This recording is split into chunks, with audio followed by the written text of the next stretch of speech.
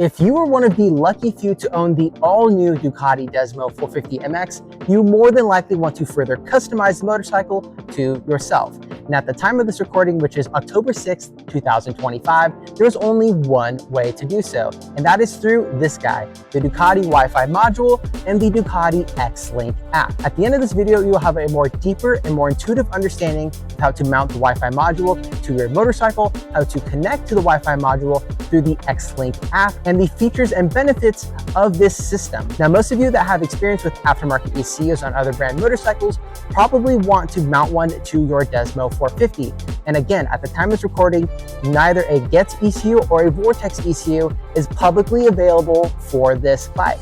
I do believe GET and Vortex have something in the works and coming very soon to the aftermarket. But again, at the time of this recording, this guy is the only way that you can connect to the bike and adjust the power of your Desmo450. Now, without further ado, I'm going to go ahead and show you guys how to mount the Wi-Fi module to your bike. Now, installing the Wi-Fi module to your bike is a pretty quick and simple job.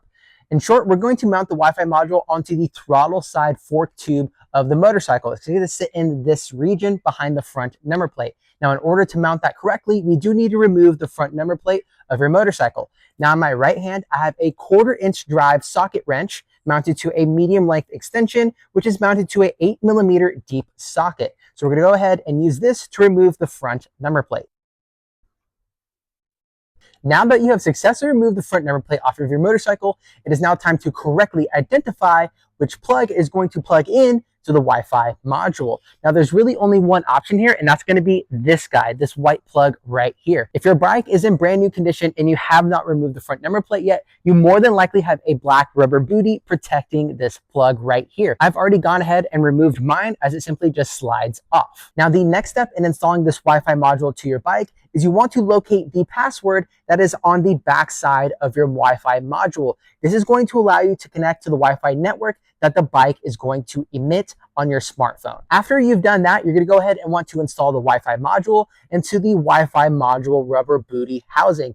Now, if you're doing this for the first time, it's pretty tough. It's going to take some extra effort, but if you do install it and end up removing it later, it is a little bit easier as this rubber housing tends to loosen up over time. The best way I found to do this is to insert the wire first through the center port of the rubber booty, much like so. Now that you've done that, you can wiggle the Wi-Fi module into the rubber booty housing. Awesome, we have successfully installed the Wi-Fi module into the rubber booty housing. When doing this, you want to make sure that the rubber booty housing completely covers the top side of the Wi-Fi module, locking it in place. Now it is time to install the Wi-Fi module and Wi-Fi module housing onto the right fork tube of your motorcycle. Now we're going to locate this in between the top and bottom clamp. We're going to put it more towards the bottom clamp and rotate it towards where the front number plate can protect this from any rust or debris. Now, one thing you guys want to make sure of when mounting this is you want to make sure that this does not interfere with your steering. And I'm going to show you guys how to properly mount this onto the throttle side fork tube of your bike right now.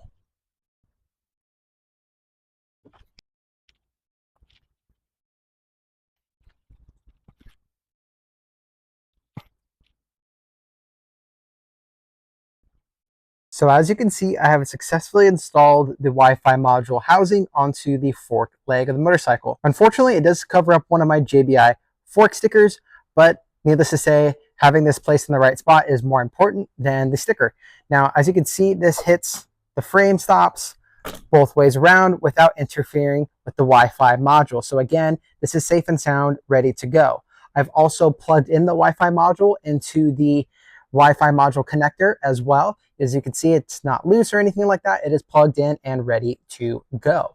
Now that we have this, we're going to go ahead and leave the front number plate off and connect to the Wi-Fi module through the Ducati XLink app. Now, the next step in the process is you're going to need a smartphone. Now, this could be either an Android phone or an Apple phone, does not matter. You're going to want to go into the Google Play Store, Apple Store, or whatever you're using, and go ahead and download the Ducati XLink app. Now that you have downloaded the app, it is now time to turn the bike on, and we're going to let the bike run for about 15 to 20 seconds, so that way the system can be activated as the bike is powered on. Now that you've let the bike run for about 15 to 20 seconds, this system is activated to be connected for the next 90 seconds. So you're going to go ahead and go into your settings and tap the Wi-Fi section of your settings app in either your Android phone or Apple phone. Now, we'll come up as Ducati Comlink with a bunch of numbers. After that, you're gonna go ahead and select that and enter the password. All right, we have successfully connected to the motorcycle.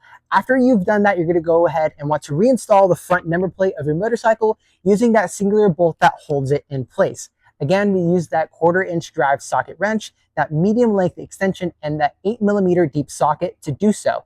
Now, if you have different tools at home, you can use a different configuration to go ahead and do that yourself. Now, as you're connecting the bike to the Ducati XLink app, you probably notice a few separate things. First off, when you warmed up the bike and started it for about 15 to 20 seconds, the first 5 or 6 seconds of that, you may have noticed the bottom LED screen on your map switch flashing blue. Then it probably turned a solid blue color, notifying you that the bike is ready to be synced up to the smartphone. All right, it's time to go over the features seen inside the Ducati XLink app to wrap up this video. Now, first, you're going to be greeted by the factory mode 1, which should be the green map, and factory mode 2, which should be the red map and stock configuration. Now, you can go ahead and adjust these within the Ducati XLink app. So if you like everything about one, but maybe you want to change the throttle response from smooth to dynamic, meaning it'll have more of a pickup sensation, you can go ahead and do so. This is one of the benefits of the Ducati Wi-Fi module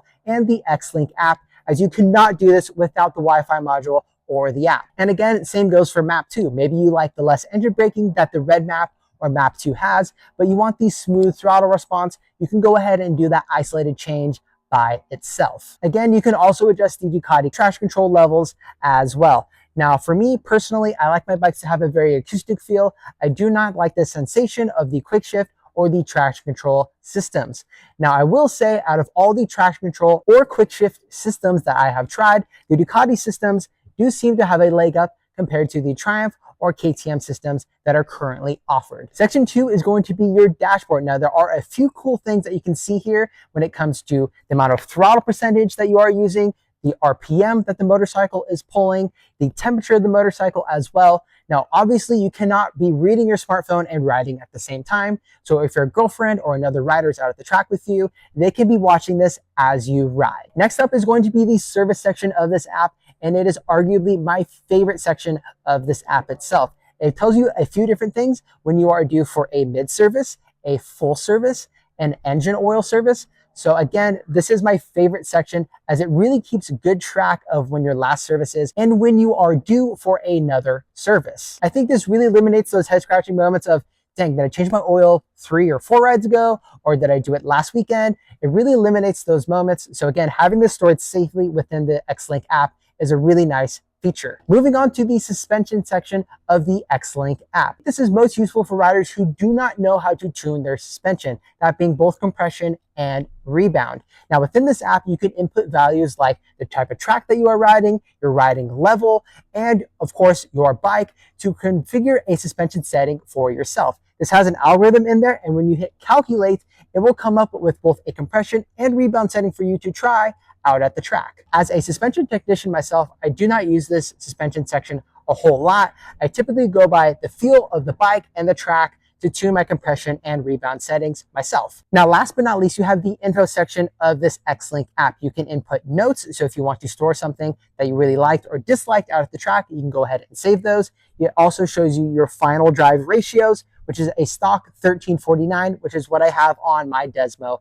450. All in all, I do think this is a pretty good value between the Wi-Fi module and the XLink app. The Wi-Fi module costs about $200, give or take, an extra $10 or $20 with tax or anything like that. The Ducati XLink app is completely free, whether it's an Android phone or an Apple phone. Now, before we wrap up the video, I have one gripe with this system. When I was buying this system, I was kind of under the impression I would have a little bit more adjustability when it came to the power of the motorcycle. I kind of thought it'd be more along the lines of like the Yamaha Power Tuner app, or maybe even some of the KTM apps that we have seen in the past. Maybe a slide bar where you can adjust the engine power curve a little bit, but with this system, you cannot do that at this time. Again, you're kind of locked into either smooth or dynamic throttle response, either the minimum or maximum engine brake control, and then of course you have the two other options between the Ducati traction control and the Ducati quick shift option as well, which I believe are 4 or 5 options that you can choose from in each respective category. That's gonna wrap it up for today's video, guys. I hope you guys found this useful in your journey for further customizing your Desmo 450 to you. If you haven't already watched my first 2 videos of this Desmo 450 series, we first started off with a complete review of the bike, riding it in stock form at 2 different tracks and coming home and talking about those riding impressions with you guys. The second video was installing and a review of the titanium exhaust system from Kropovich. And again, I am really loving this system. Not only does it sound good, it performs good, and it is a little bit easier to service the bike as well. Again, I want to thank you guys for staying this long in the video. I will catch you guys in the next episode.